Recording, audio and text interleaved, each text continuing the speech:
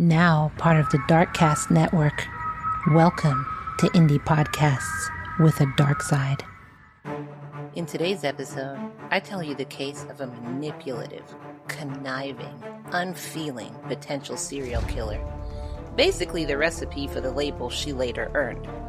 A woman who drained the money, the assets, the feelings, and then the life from every man she'd ever met.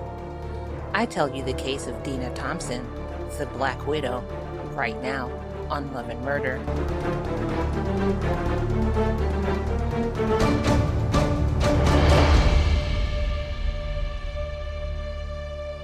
Welcome, lambs. Welcome to a new episode of Love and Murder, your weekly true crime podcast telling cases of heartbreak that turn to homicide. I'm your host, Kai, and before we begin, I want to say that this episode is sponsored by my lambs in Patreon, patreon.com/Love and Murder. If you're not a Patreon member, be sure to subscribe to Love and Murder right now while you're listening so you don't miss a case. And if you're new here, go ahead and listen to this episode first. And if you like it, go ahead and hit subscribe. If you didn't know, you can also subscribe on our Patreon so you don't have to hear intros like this one, commercials, you'll get Kai rants, bonuses, and you'll be a sponsor of Love and Murder. In the meantime, though, now that we got all that out the way, grab your butts. Grab a glass of your delicious BJ's apple juice, murderandlove.com/BJ's, and you'll get your first year's membership for only $20. And let's get into some Love and Murder. Dena Holmes was born in 1960 in Heaton, North London, but she grew up in Cricklewood, Northwest London. And she was the eldest of 3 children. Her father worked as a prison officer while her mother was a primary school teacher. When she was a teenager, Dena got into gymnastics, and she actually really was good at it, to the point where her and her father used to travel internationally for competitions. Because of her grit and her tenacity to go after what she wanted in the gymnastics field, people would describe her as very disciplined and very focus-oriented. So just keep that in mind for what we're going into. Dena graduated from school with 10 O-levels and then started working at Halifax Bank branch that was near her family's home.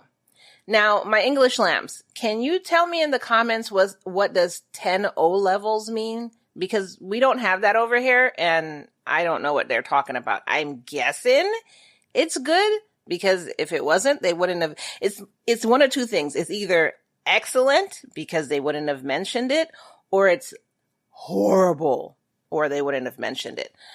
But I'm guessing 10 O-levels. I don't know. I'm thinking that means it's good. So can y'all let me know what that means in the comments below, please? Thank you.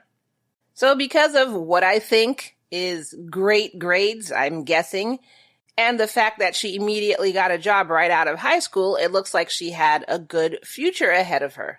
Now, another thing that I want you to take note of is, like I said, she works at a bank. So she became familiar with financial systems.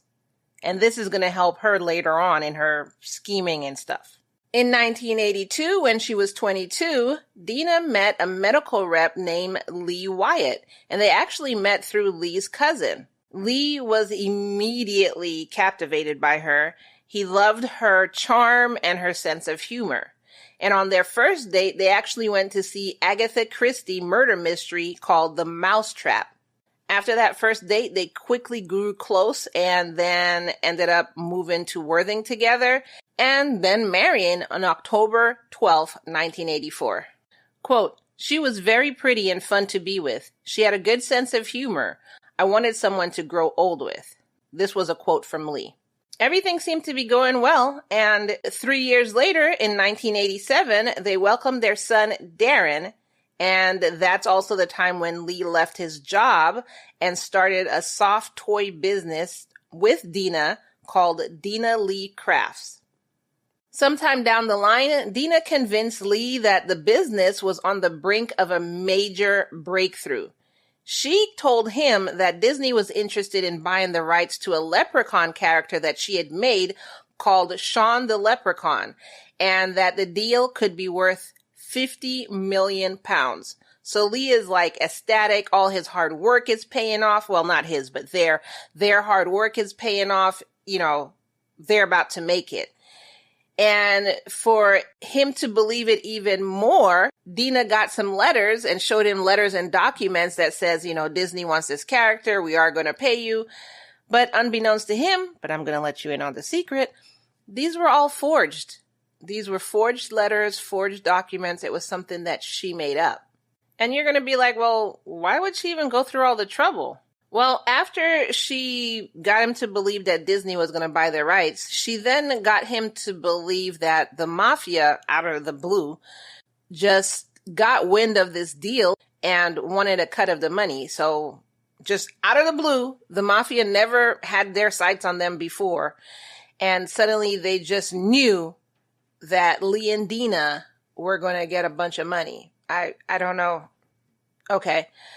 And then once again, she used forged letters to convince him that their lives were in danger. Because as we know of the mafia, what they like to do is keep paper trails of everything. So they would totally send you a letter signed the mafia and tell you that your life was in danger. But either way, she used forged letters to convince him that their lives were in danger and that they needed to take drastic measures to try and protect themselves. So they left where they were living and moved to Sussex Village in Yapton, and Dena then started working at another company called the Woolwich Building Society in Arundel. But even though they moved, Dena kept telling Lee that, you know, she's getting threats, they're getting letters, dozens of letters coming to their house, telling them that, you know, they're going to kill the family. And also now they're getting letters from the FBI saying that they're setting up a protection squad to help protect them from the mafia. Like, it's just getting out of hand. And I don't blame Lee. You know, he's probably like, you know, I love this woman or whatever. And I don't know. I don't blame Lee. It's like we've never been in that position with somebody who's a master manipulator. You don't know what you're going to believe and not believe. You know, if she's producing documents, he has no reason to believe that his wife would lie to him. Why would you tell me we're going to be 15 million pounds richer and now the mafia, like it wouldn't make sense to him for her to lie to him? Then I could see why he would believe her. Then, to top it all off, she convinced him to even leave the house because she said the mafia now was threatening their son. So he needed to leave to protect the family. So Lee did just that. He packed up. He wants to keep his family safe, and he moved out of the house. He then changed his name to Colin Mitchell and continuously moved around trying to stay one step ahead of the mafia. But then my question is, well, why is the mafia only after me? Why do I have to leave to protect the family? You know, it's our company. Why aren't they after the both of us? Why don't both of us have to go? That would be my line of questioning. But either way, he even went to the point of changing his name to Colin Mitchell and eventually ended up living in Cornwall and started a job as a maintenance worker in arcades. Quote, "As hard as it is to believe, I was in fear for our lives." This is a quote from Lee. So even though he's not even living in the house, he's working as a maintenance worker, everything like that, he sent most of his check to Dena because he's still trying to take care of his family. So now he's splitting his check between two places, between himself and trying to still take care of Dena and his son. And he probably doesn't have any money. While all this is going on, this moved another man into their house. So let's get into this other man. In November of 1991, Dena married a man named Julian Webb. Yes, she's still married to Lee. No, Julian does not know about Lee. Julian was an advertising sales executive at West Sussex Gazette, and they had only known each other for 3 months before they got married.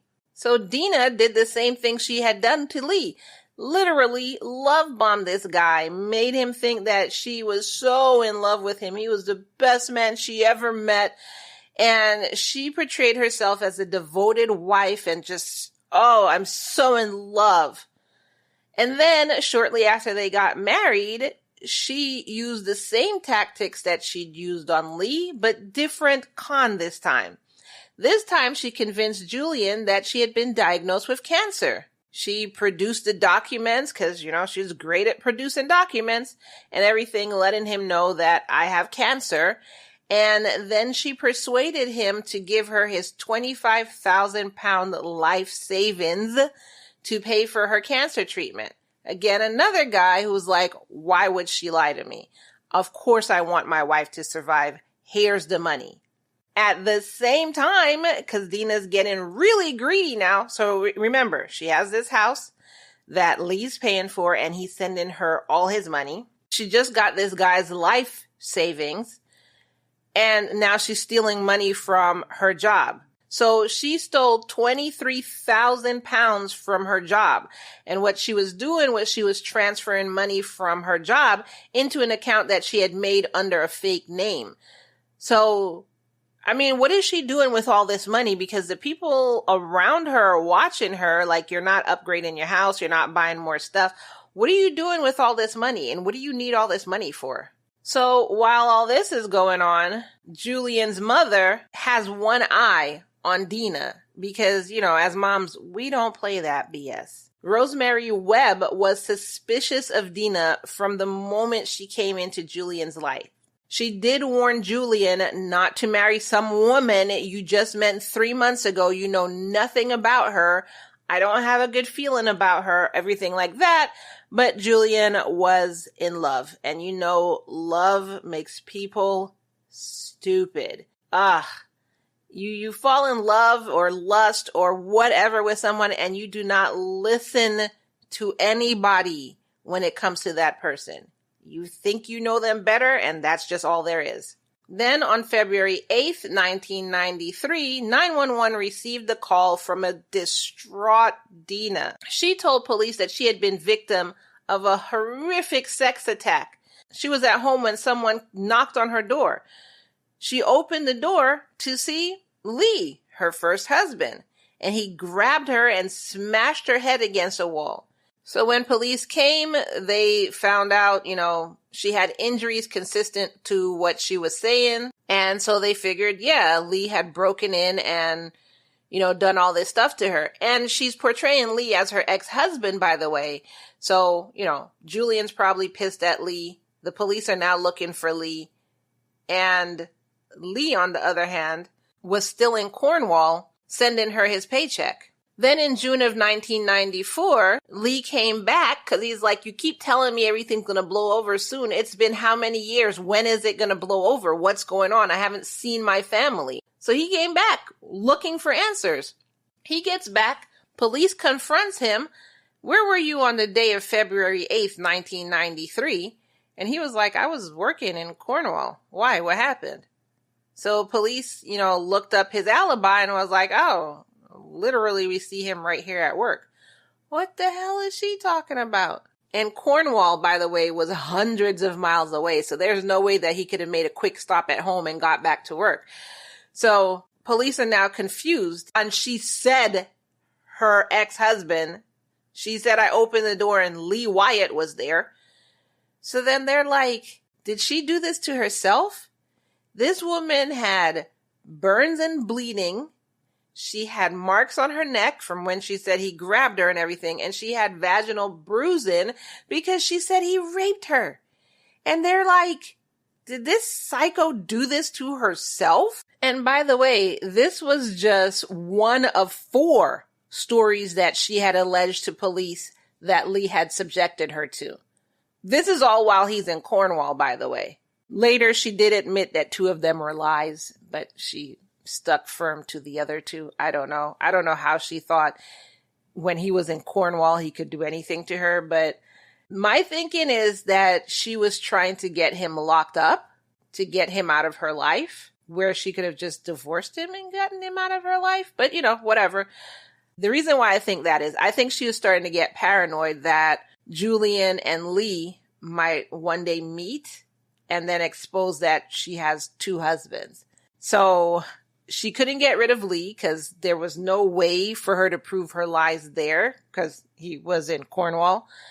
So she decided to do something else.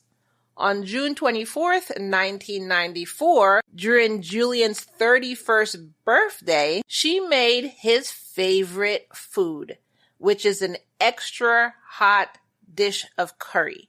I don't know what it was, like curry goat, curry chicken. I have no idea, but by the way, if you've ever had curry, it's so good. Anyways, but he loved spicy food, so she made him something that was extra spicy, so extra hot, and she added curry because he loved curry as well. So, favorite meal.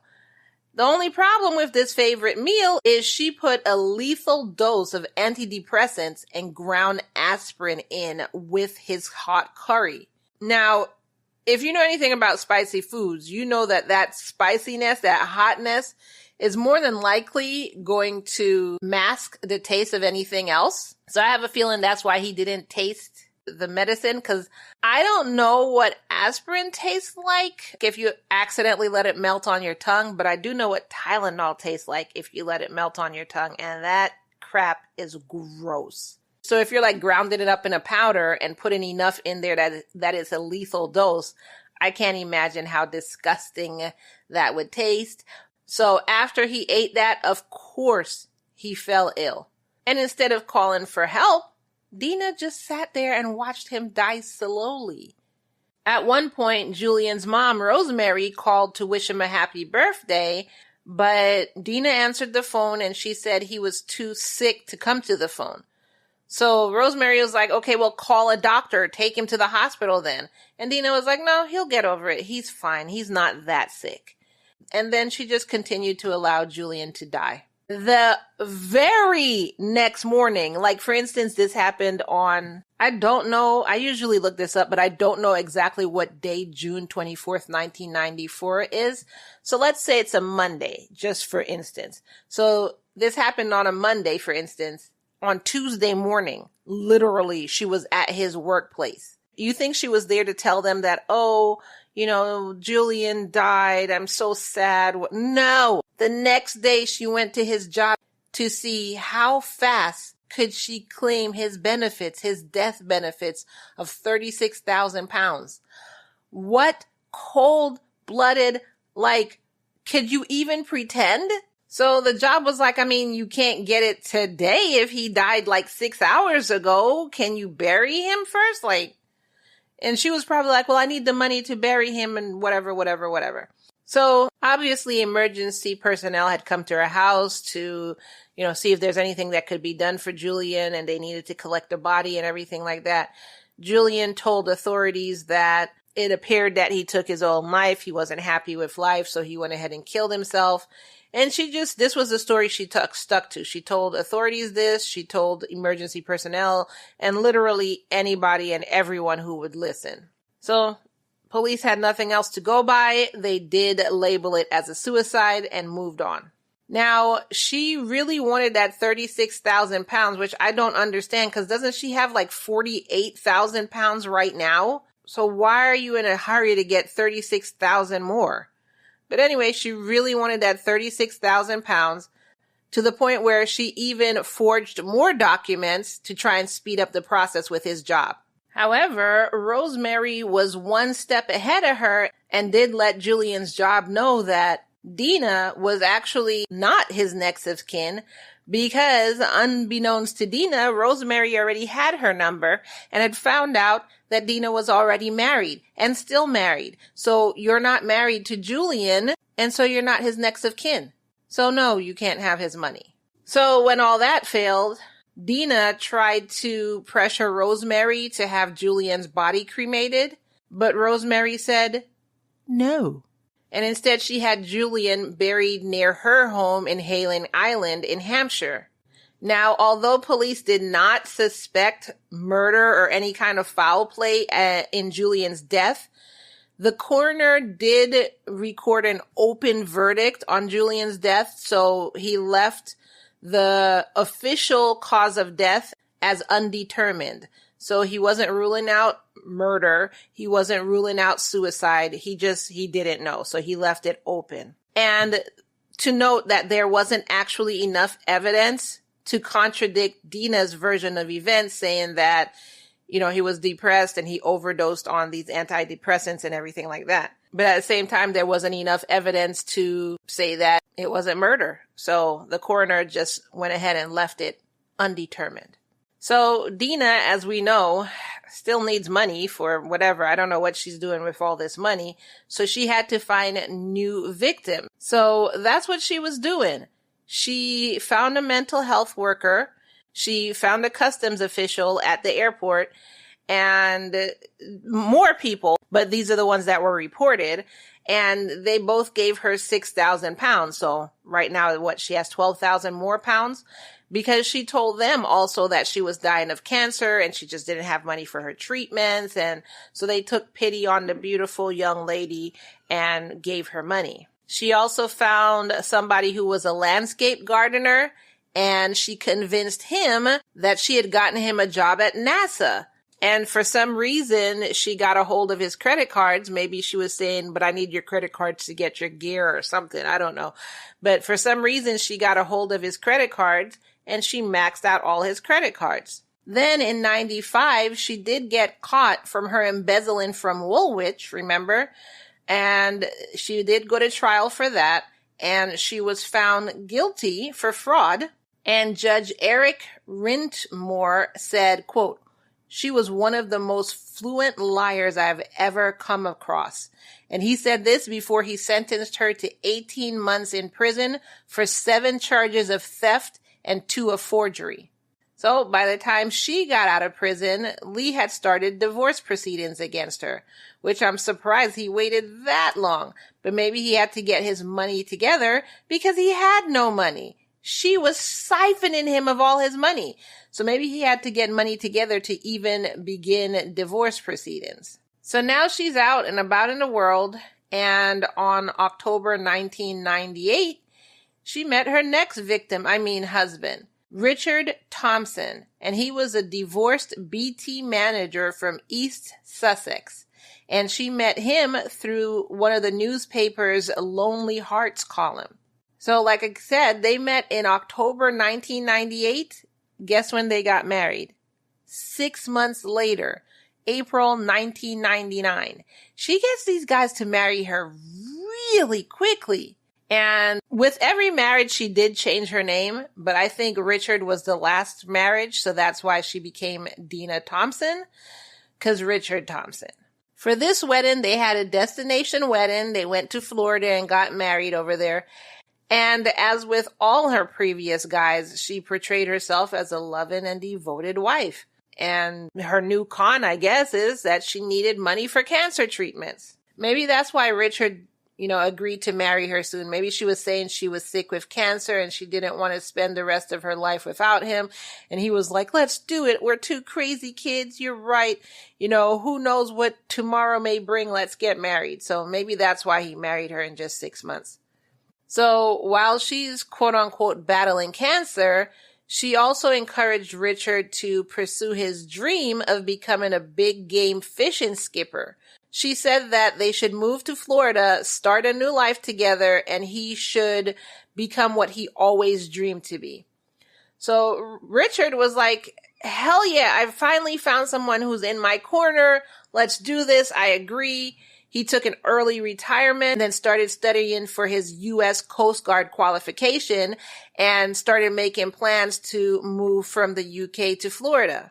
While he's doing this, so now, he's focused on something else. She's focusing on emptying his bank accounts. So she started forging his name and emptying his savings accounts behind his back. Also, she ran up thousands of pounds on his credit card, so she's trying to max them out too. Then on January 1st, 2000, just 10 months after they were married, she said she had a surprise for Richard. She was like, I'm so proud of you. I'm so proud of the man you are and what you're planning on doing. Also today, somebody is going to come around with the green card for us to go ahead and be able to move to Florida. So everything's coming together. I'm so proud of you. She ran a hot bath for him and said they should celebrate all of their achievements. Well, all of his achievements. After he got out of the bath, she told him to lie on the bedroom floor. And of course, Richard did, because he's like, ooh, yeah, I'm liking this surprise. And then she tied his arms behind his back, and he was like, ooh, yeah. And then she put tape around his ankles, and she even covered his face with a towel. Now, to Richard, he's ready for the games. Like, he's ready. Like, yes, let's do this. To us, knowing Dena, we're like, no, Richard, no, run, no. What are you doing? And we would be right, because while he's sitting there waiting and like, yeah, bow chicka wow wow, Dena came back to the room with an aluminum baseball bat and a knife. What kind of piece of trash do you have to be? But anyways, she then beat him twice in the head with the bat, and he started bleeding, but then she realized it would take more than just that to kill somebody. So then she stabbed him in the right shoulder with the knife. But that was all she was able to do, because now Richard is like, what the bloody is going on? And he got his hands free and he started fighting her like a man. He grabbed Dena's face, poked her in the eyes. This forced her to drop the knife. And when she realized that she couldn't overpower him because, now he's free and he could literally just snap her like a twig, then she started crying crocodile tears and confessed that, quote, it had all been a lie. I've spent all your money. And she did this in the hopes that he would take pity on her and understand that, oh, you were backed into a corner and you had no other option than to try and kill me. I understand and I forgive you. Let's move forward. Like, that was her hope. Like, how crazy do you have to be? So, of course, Richard's not insane, so he didn't accept that. Quote, I cannot believe what has just happened. This woman has turned into some kind of monster. There was no indication whatsoever till a few minutes before. He told her to get the bloody blah, blah, blah, out of my house. And so she left, and the next day, a real estate agent showed up at the house. And he was surprised to see Richard. He was like, what are you doing here? Dena told me to come today to sell this property, and she said you were going to be in Florida. So what happened? Did you miss your flight?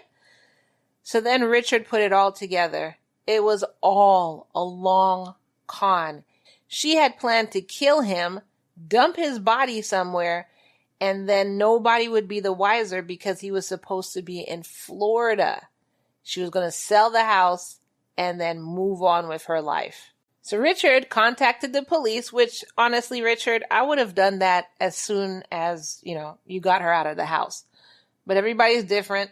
And police went and arrested Dena. They brought her to the station, and she claims that she was acting in self-defense. She said that I told him I spent up all his money and he charged at me, so I could do nothing but defend myself, right? So now it's the he say, she say. I mean, that's a plausible explanation. They weren't there. They don't know. It's not like he would have ligature marks on his arms because she didn't tie it that tight or anything like that. So it's a he say, she say. But then police started going around and interviewing all her former partners and found out that she had stolen money from all of them and she'd emptied their bank accounts too. So basically, they're seeing that she has a history of financial fraud, manipulation, and all of that. And I'm like, it took this long to come out? Like, if I'm getting my money stolen, that I'm telling somebody. But maybe they were just so embarrassed as to what happened. So probably easy to keep it under wraps if you're really embarrassed that you could have been this. And I'm not saying they're this dumb, but I'm saying this is what they would be thinking, that they could have been this dumb to let some woman or somebody take their money. So maybe they just didn't report it. So despite overwhelming evidence that she's a frickin' liar and a forger and she loves to steal stuff, she said, well, I may be a thief, but I'm not a murderer. And I didn't try to kill Richard. I was defending myself. And Richard is like, she attacked me. So police did keep her in jail, and she did go to trial in 2000. She was charged, and this is why she was in court, with attempted murder, forgery, and fraud. even though Richard detailed the attack in court, saying that she had tied him up, she had hit him with a baseball bat, she stabbed him with a knife, all of that, Dena came back and said that she acted in self-defense, and she said, she was not guilty of attempted murder. The jury sided with her. They sided with her. They believed her and thought that it was self-defense. So she was acquitted of her attempted murder charge. However, instead of going free, she still had to answer for her crimes for defrauding Richard and defrauded 2 other former partners out of the 12,000 pounds. So you remember those other 2 guys who each gave her 6,000. So they had spoke to police too. She had to answer about forging documents, about emptying bank accounts, all of this stuff for how many different people. So she pled guilty to this and was convicted on 15 counts of deception and sentenced to only 3 years and 9 months in prison.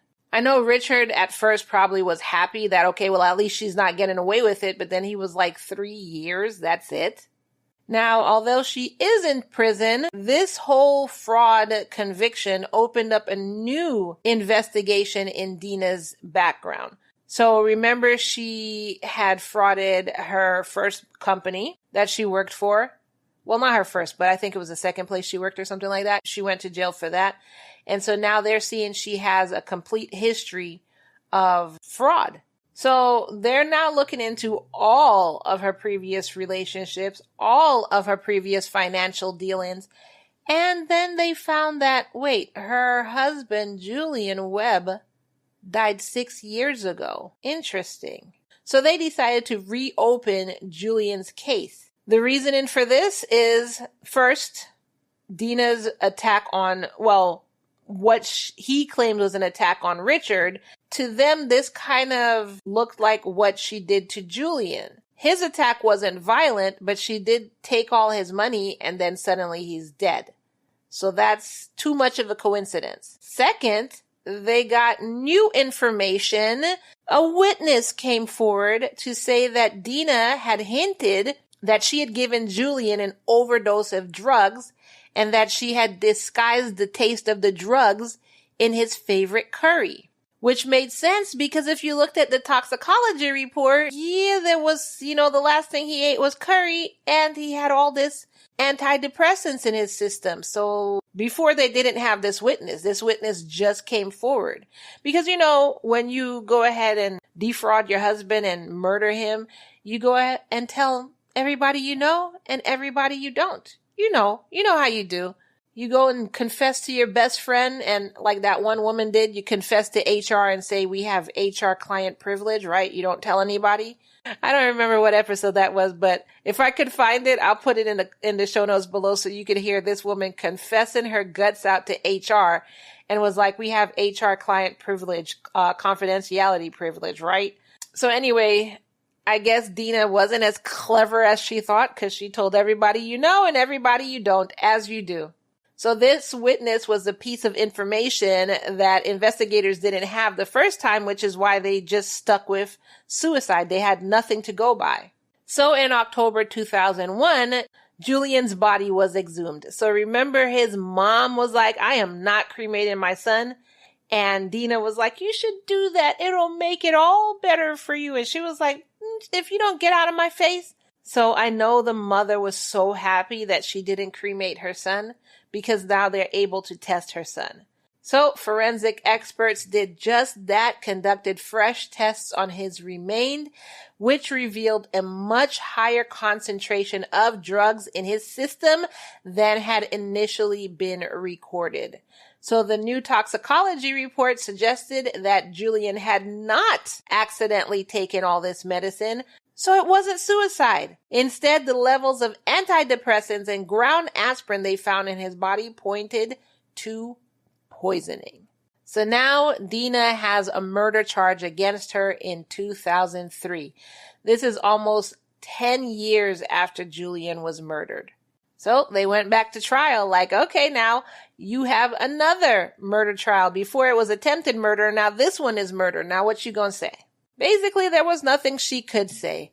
And after a 5-week trial, The jury convicted her of Julian's murder, and she was sentenced to life in prison with a minimum of 13 years. Why is there any minimum? Because now you know she killed her husband. I hope you still don't believe that she wasn't trying to kill Richard. Why is there a minimum at all? For her whole adult life, this woman has been frauding dudes, and you give her a minimum thinking that she's gonna change? Like, I don't understand this minimum. So at her murder trial, one of her ex-lovers, Robert Wyatt, told the jury that one night, they were sleeping together, and he woke up to a sharp pain in his side. When he asked Dena about the pain, she said, quote, "Sorry, I scratched you." How hard did you have Wolverine claws? Not only that, but he said there was this one time that he just knows. He knows. He, quote, "lost a day." During that same week that he felt that sharp pain in his side, he lost a day. So he thinks that maybe that sharp pain was like a needle, and he was unconscious for hours. He also said that she was the one giving him his shots for diabetes, and whenever she would give him the shots, she would say this is her, quote, "poison." So this is just what he brought to the jury. Nobody actually was able to back up these claims, but this is something that he said happened. Then Lee took the stand and shared similar stories of unexplained illnesses after eating food that she made for him. He said, there were several occasions where he was, oh my God, so sick after he ate some food that she made for him. And he just thought it was just food poisoning. But now, look at what you did to Julian. So maybe you were trying to do the same thing to me. So when police spoke at the trial, they called Dena, quote, "the most dangerous woman they had ever met."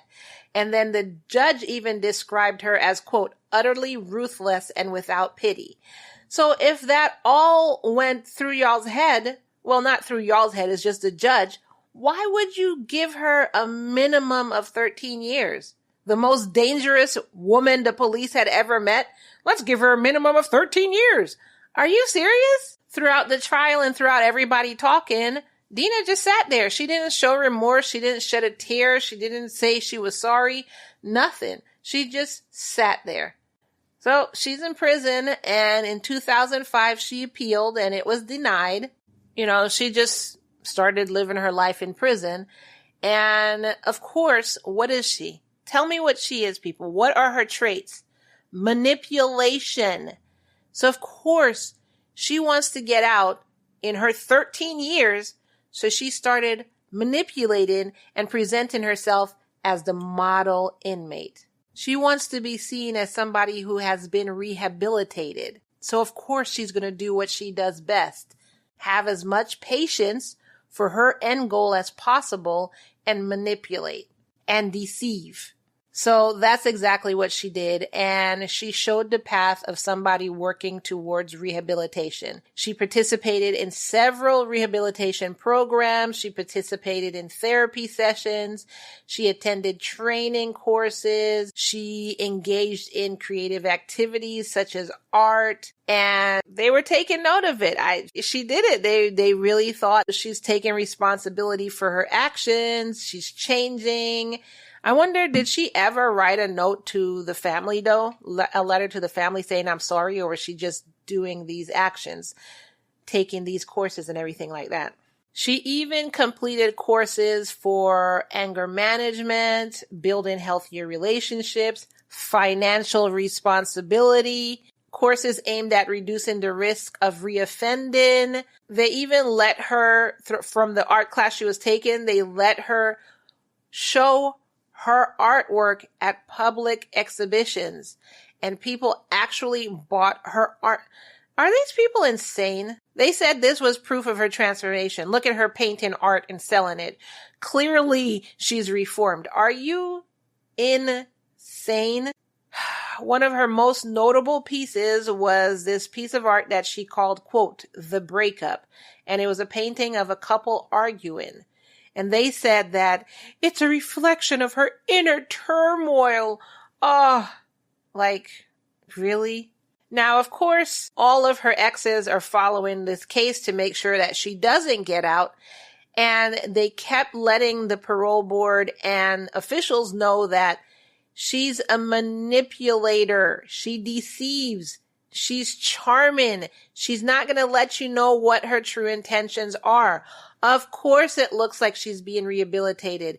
Do not believe her. Even Detective Chief Inspector Martin Underhill, who's the one who led the investigation on her, let the system know that he was completely doubting her rehabilitation. Quote, "She has no remorse, but will be the model prisoner and say all the right things." End quote. Even another officer that was involved in the investigation, Sean McDonald, said that, quote, "I believe she will reoffend. She won't be able to stop herself." So, I mean, all of these people are saying this, but the court system is seeing that, no, it looks like she's being rehabilitated to me. However, maybe they did take some of what they were saying into consideration, because in 2007, the court determined that Dena would serve a minimum term of 16 years instead of the 13 before being eligible of parole. So this meant that she would have been considered for release as early as 2019. But this release would depend on how she's acting in prison. Quote, "Whether she is then released will be for the parole board to decide. At that stage, it will consider the need for the public to be protected from Thompson in the light of all that is known about her." In the meantime, Lee and Richard formed the Wonder Twins and was out talking to the public about Dena and the trauma they faced in dealing with a relationship with her because, the court's not listening to them, that she cannot be released. One thing that Richard said was, quote, "She can't change. She's never shown remorse. She's the master of putting on an act. She's a schemer. There's no way she should be released." Chief Inspector Underhill also went ahead and put out another statement saying, quote, "She has never shown remorse and has never admitted her crimes. To see her come out of prison without doing either is especially concerning."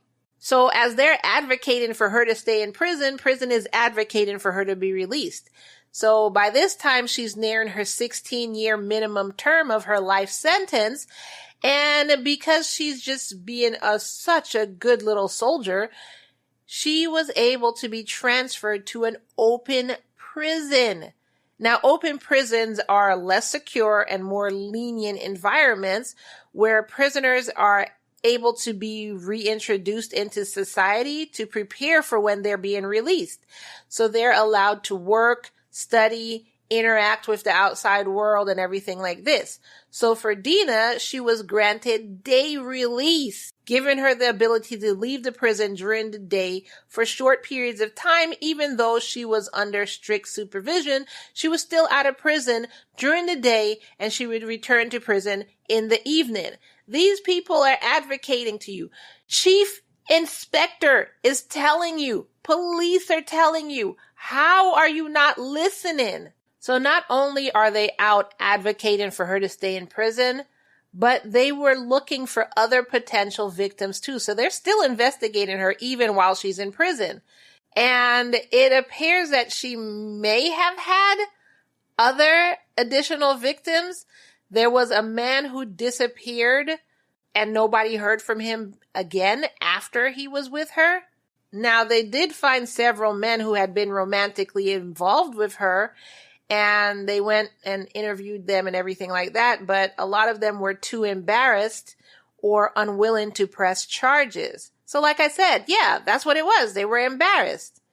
Some of these men were already married or had left their wives for Dena, and so they didn't want to come forward because, that's number one, they were cheating on their wives with Dena, so they probably already fixed their marriage, and they didn't want to open that chapter again, or their wife didn't even know and they don't want to open that chapter, or if they left their wife for Dena and all she was interested in it was frauding them, then now they're embarrassed, so they don't want to press charges. So it's like, it's a bunch of people that are just not pressing charges. But the one that they said he just disappeared and was never heard from again, his name was Stoyan Kostov.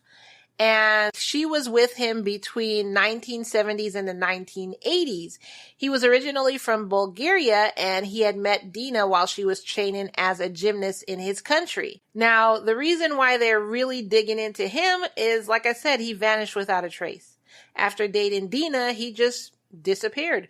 And to this day, he's not been found. But there's literally not enough information, because even though she was with him, they don't know when. There was not enough information for a timeline of their relationship, or even to say there was a relationship. So there's nothing that they could actually bring forward to open an investigation into Stoyan. Quote, some sort of incident seems to have happened in Bulgaria, but we don't know what it was. And that's literally as much as they could have done. But Officer Sean McDonald said, quote, we cannot rule out the possibility that other partners have been injured in some way. So now they're wondering if she was a serial killer. So let's recap, shall we?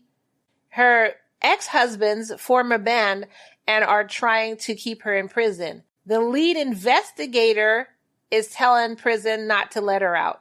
Another officer is saying not to let her out. They still had a case open on her after she was already in prison, and they had a feeling that she's killed more people. Don't let her out. But in 2022, Dena's case went to the parole board. So by this time, she had been in prison for 19 years. And the parole board said, well, we know more and better than all of y'all, and she looks like she had been rehabilitated. We did our job, Johnson up top. Yes. And said that she was eligible for release. So in May 2022, they announced their decision to grant her parole, saying that she made significant progress during her time in custody. This is what rehabilitation is all about. This is what the prison sentence is all about. We want to reintroduce our prisoners into society, knowing that they will go out and be model citizens. So we have done our job. We are amazing. Yes, we will go and get a bonus this year and buy our wives some fur coats. So among the conditions of her release, though, was that she was supposed to be electronically tagged at all times so they could monitor her movements and ensure that she adhered to a strict curfew. She had to let them know of any relationships that she entered into. They said this was put into place to prevent her from entering relationships under false pretenses or engaging in manipulative behavior towards potential new victims. And as you know, she's going to let them know everybody that she's been with, because you can track that. Like I said before, she had a curfew. It doesn't really say like what time she was supposed to be in or not, but they were monitoring her movements through a curfew. And finally, she had to disclose any details of any vehicles that she was ever using so that they could monitor her. And she said, sir, yes, sir, yes, sir, yes, sir. I am rehabilitated and I will do all of what you're telling me to do. So they said, great, we know you have been, and, we manipulated the manipulation right out of you. So we're going to let you go with all these conditions, and I'm just going to write this down in your folder. You are deceptive. You're an individual who will hold grudges. You previously struggled to control your temper. However, we're going to let you go. That was them signing and dotting their I's and crossing their T's. So, of course, the public was like, are you effing kidding us? Are you serious? You're letting this woman go? And they said, well, yes, what she did in prison shows that she's less of a danger to men. And the public was like, y'all are a bunch of morons. She did what she did best. Manipulated men. How many women were on the parole board? I'm just asking for a friend. We want to know how many women agreed with you.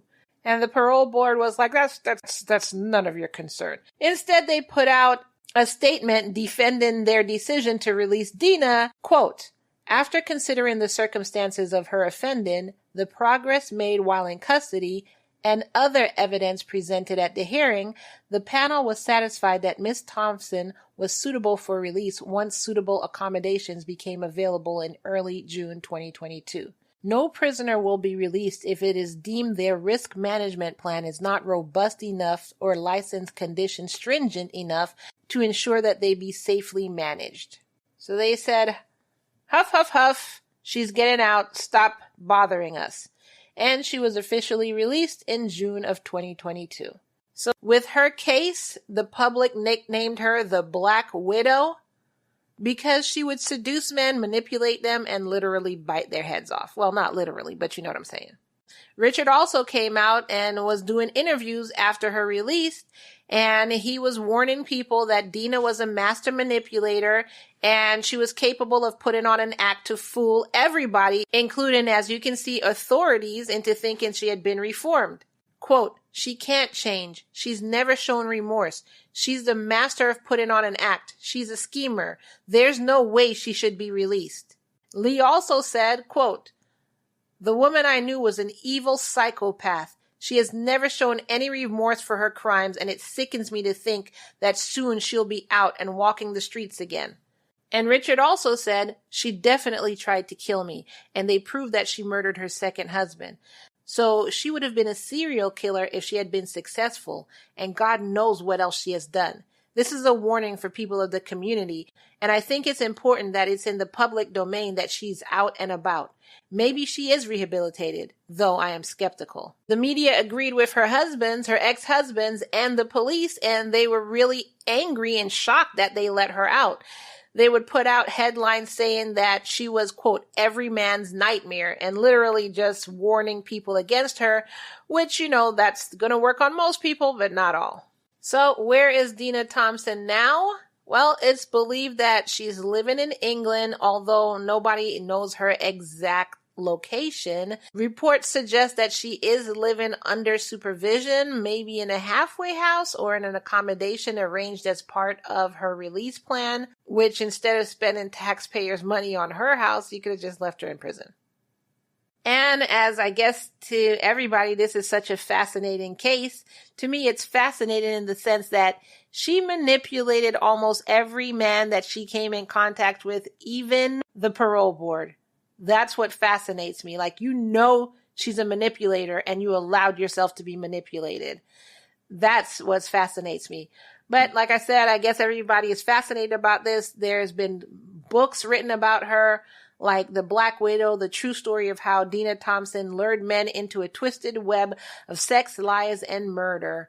And documentaries, there's about 5 documentaries about her. And everything that comes out tells just a little bit more about her life and talking about how she is a horrible example of deception, of manipulation, and of violence. And that is the case of Dena Thompson. What did you think about that?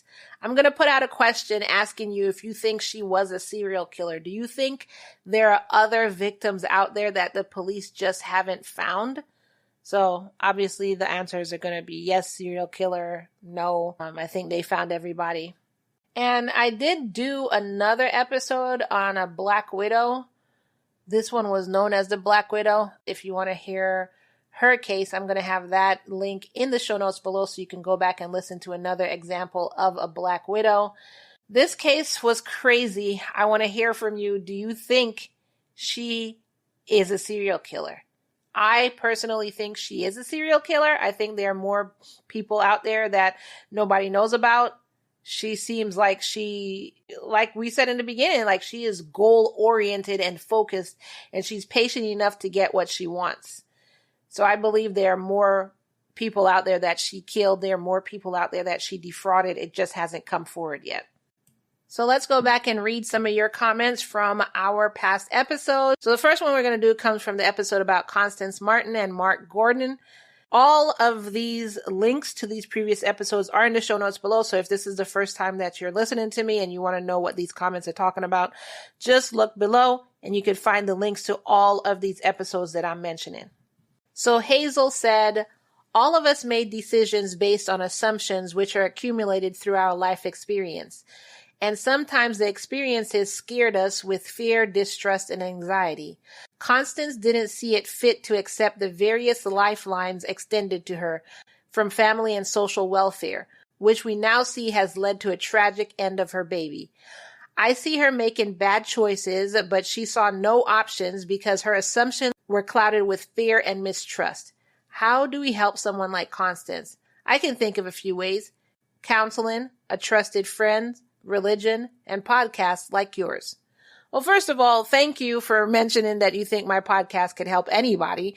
I literally do these stories to shed light on what happened, but I do it in a different way than many other true crime podcasters do. I do it in a way that, for instance, like this story that we just did, to show the stupidity behind some of the actions of people in the case. I know a lot of the families appreciate that. I know if it was me, I would appreciate that, because sometimes you're just behind the scene like, am I crazy? Am I the only one seeing this? How is nobody else seeing this? So sometimes people just need to know that they're not crazy. Everybody else in dealing with that case is crazy. So that's why I do it the way I do it. And then I want to point out the other options that you had other than murder, like divorce your husband, don't murder him. Like those are the options you have. You can literally go say you're going to get milk and leave. Don't murder him. Stuff like that. So that's why I do my show the way I do my show. And that's why I do my show, period. So I'm glad you think that it would help somebody, because that is my goal of my show. So in terms of Constance, she had all the resources available to her. This is why I think it had to do with mental illness, because she had the money. Maybe she didn't have her father, but she also felt she didn't have her family, because she felt like her family would, quote, do whatever it took to take these babies out of their bloodline. So maybe she felt like she didn't have her family, but then she did have social welfare. But then again, the social welfare kept calling the family because that's a rich and powerful family. So maybe that's why she felt like she was completely alone. But she still had money. It's not like she was broke. Like, if you went back and looked in her bank account, she still had money.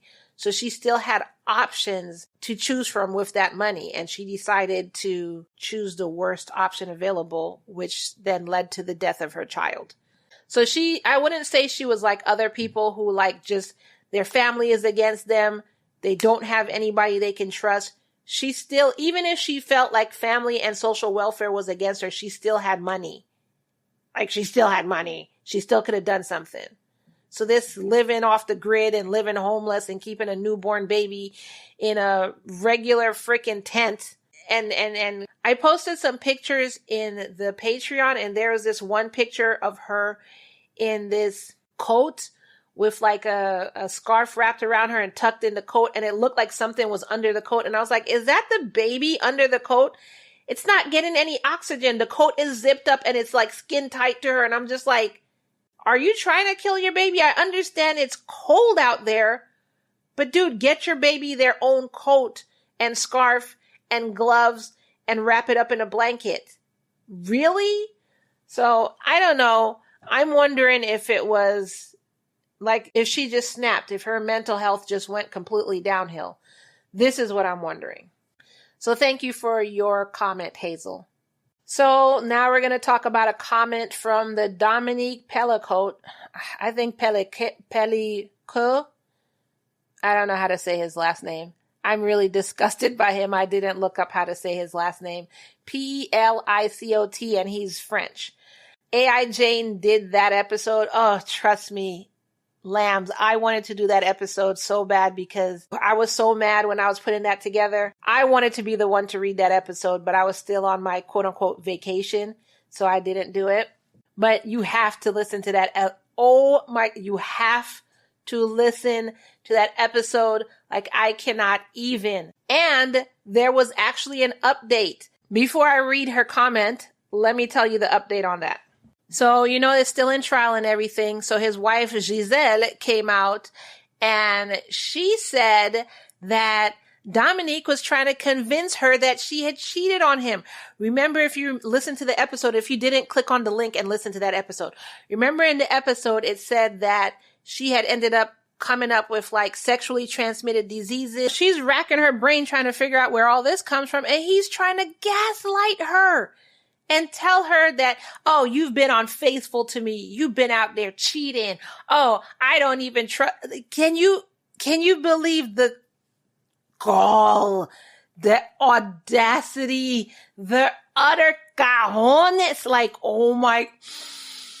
And so she's like going crazy herself. Like, I didn't cheat on you. Like, I don't know where these things are coming from. Like, and dude, psychologically speaking, the cheater, I'll say 90% of the time, always tries to put that on you. Like, you're cheating. Are you cheating?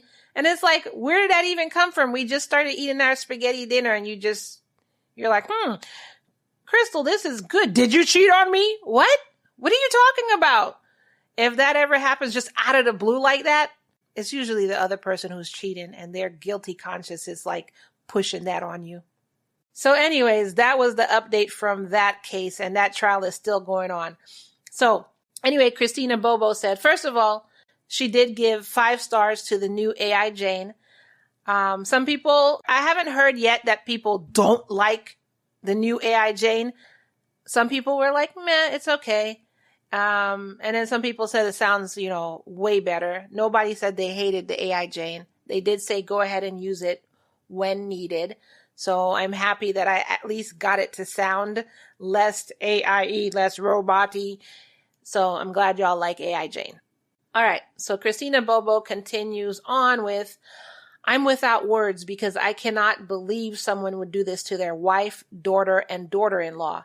I am floored that so many men thought that it was okay and even said that the man could do what he may with his wife as if she's a piece of property. 4 STDs. Pause right here. One of the conditions that I didn't know when I was doing the episode, when I was doing the research, because it didn't come up then, but one of the conditions, the lambs, remember he had conditions that they had to meet for them to come in there. One of the conditions was no condoms. Are you kidding me? One of the conditions, lambs, was no condoms. It just keeps getting, the more I hear about this case, the worse and worse and worse it gets. Anyways, continuing on with what Christina Bobo was saying. 4 STDs, memory loss, and only God knows what other health and mental issues she'll have due to his misuse of prescription drugs. How was he even getting the number of drugs that he needed to do something like this? And they said only 20 years if convicted. He should be castrated and left in a gorilla enclosure. And that's what she said. So I didn't even think of the health and mental health issues that she'll have due to misuse of prescription drugs. I thought about it due to what he was doing to her and stuff, but yes, misuse of prescription drugs. Can you imagine? And what other lasting health effects she would have from 4 STDs? Can you imagine? He just completely messed this woman up. And I'm so proud of her that she's doing this in public so that his stinking face could be plastered everywhere. And you need to get the faces of those 50 other people out too. All of them need to be plastered everywhere. You sick, disgusting pieces of frickin' trash. And yeah, how dare you? He can do whatever he wants as if she's a piece of property. Are you freaking kidding me? She's a human being. But it's just like, woo! And then you're going to say only 20 years. So you agree. She's your property. So you could get away with whatever. So we'll just give you a slap on the wrist of only 20 years if convicted. And the last case we're going to read your comments from is Lawrence Delisle. I did ask, do you think that Lawrence is innocent or guilty? And I did say when I put that question out that by the time I finished editing the episode, I was actually on the fence. When I was doing the episode, I was sure he was like innocent. But by the time I re-listened to it again while I was editing and I was thinking about everything, I was on the fence. So Christina Bobo said, I want to believe that he's innocent. However, there's one red flag that I can't ignore. I'm wondering how he was able to come up out of the water so quickly with a leg cramp that was so severe it hindered him from avoiding the accident. I can even entertain the idea that he had a genuine leg cramp, but why did he not swerve or even use his other foot to brake? It seems like this was his plan to end his family, and I don't think that he was expecting his wife to survive. The guy on the boat said he didn't even attempt to look around for survivors, just treaded water. On the other hand, I don't agree with the police interrogation techniques. It's possible that his words were twisted and that this could have been an accident, because who the F plunges their car into a river and hopes they'll survive in an attempt to get rid of their family when there's so many other ways to off someone, you know? I feel conflicted, but I'm not sure. And if there's enough doubt in my mind, then there has to have been at least one juror who was doubtful. So that's what she said. So to that, I said that, okay, yeah, he had a leg cramp that was so severe, but you also have to remember that the car had an acceleration problem. So I think in the middle of it, his cramp stopped, and then they just couldn't get the car to stop accelerating. Where my doubt comes in is, like you said, he just came up and treaded water. And I know any parent, even if they're like in shock, I can see that he came up and treaded water and he was in shock because he's like, what? But after a while, that shock wears off. And then you start diving like, my children, oh my God, whatever. But the fact that he never did that, that's my issue. The wife did, but I could see if he was in shock. He came up immediately.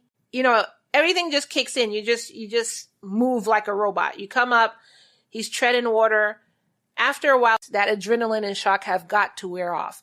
And then you're just like, oh shit, my children, you know? But because he never did that, then I'm just like, Then, it's just because of his actions. That's what makes me on the fence. But the police interrogation techniques, I don't believe his confession, because of what the police put him through. He was hypnotized. He was, without sleep for however long.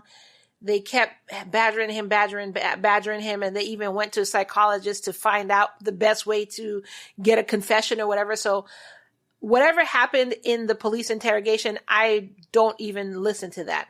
I look at his actions, and based on his actions, it's just like I'm on the fence. So I'm not really sure. So those are the comments that I had for you. So go ahead and leave a comment on this episode. What did you think about this case of this Black Widow? Want to hear from you, and your comment may be chosen to be read on air. So leave your comment below. What do you think? Do you think that she had more victims and the police just didn't know about it? Do you think she is a serial killer? Do you know more about this case? Maybe I left something out. Let me know in the comments below. And that is all I have for you today. Wow, we haven't done an episode this long in a while, and my voice is hurting. Don't forget, as usual, that a free and easy way to help Love and Murder out is by just sharing this episode. So go ahead and share this episode with everyone you know and everyone you don't. And if you don't want to share this episode, but you still want to help Love and Murder out, then you can go ahead and become a Patreon subscriber where you help yourself out as well. So it's a give and take. You're helping me out. I help you out with bonuses, case extras, everything like that. Patreon.com/Love and Murder. And like we end each full episode, I remind you that it's, say it with me now, all love and no murder. Don't forget to stay tuned for my commercial guests at the end, and I will see you in the next episode. Bye.